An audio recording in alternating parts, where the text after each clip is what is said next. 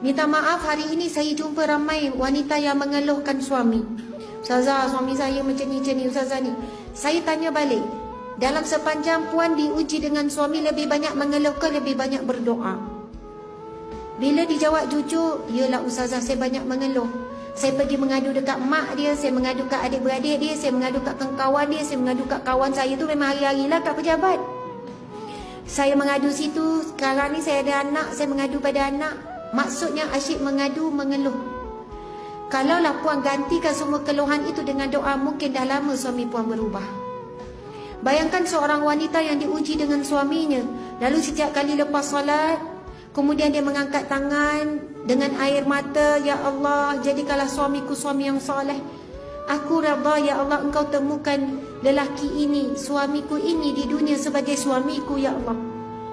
Aku redha dengan ujian yang menurutinya. Namun ya Allah, bantu aku untuk menjadi isteri yang sabar, isteri yang salehah.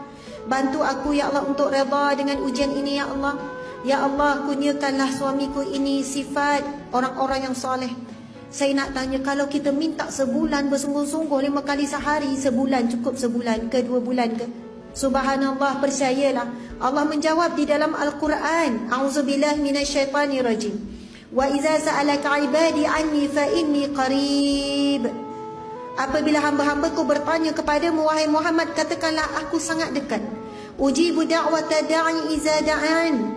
Aku pasti memakbulkan permintaan hambaku apabila dia meminta. Falyastajibu li wal yu'minu bi. Nah, Allah sambung lagi yang bermaksud, maka taatilah perintahku dan yakin berimanlah kepadaku.